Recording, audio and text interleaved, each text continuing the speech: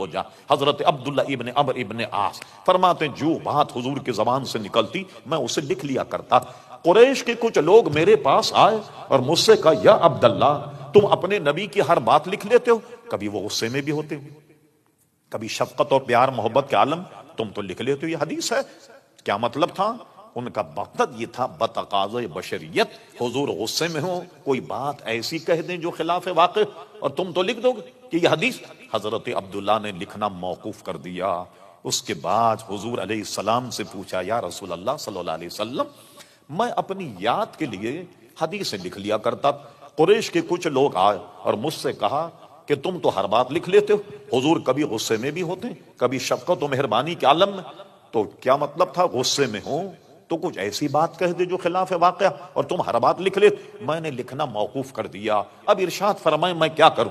حضور نے ارشاد فرمایا، سنیے، فرمایا یا عبداللہ اپنے دھن کی طرف، ابھی کہتے ہیں اشارہ کیا اپنے زبان کی طرف، یا عبداللہ جو بات یہاں سے نکلے تو اسے لکھ لیا کر، اکتب جو نکلے لکھ لے، قسم خدا کی مجھ پر کیفیت کچھ بھی ہو مگر میری زبان سے سوائے حق کے کچھ نہیں نکلتا۔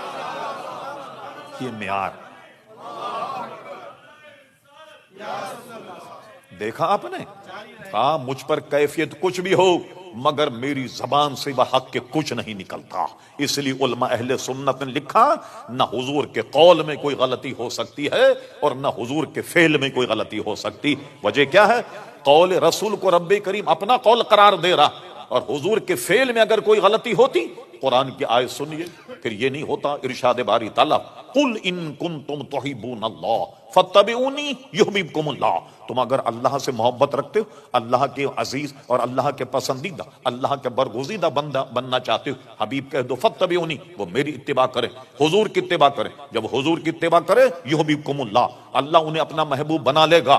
اگر حضور کے فعل میں کوئی غلطی ہوتی تو ان کی اطاعت واجب نہیں ہوتی۔ پھر معلوم ہوا نہ فعل میں غلطی ہے نہ قول میں کوئی غلطی ہے۔ کم سے حدیث سے آپ نے سمجھ لیا کہ حضور علیہ الصلوۃ والسلام فرماتے مجھ پر کیفیت کچھ بھی ہو مگر میری زبان سے سوائے حق کے کچھ نہیں نکلتا۔ تو جو بھی حضور ارشاد فرمائے سمجھ لیجیے پتھر کی لکیر ہے۔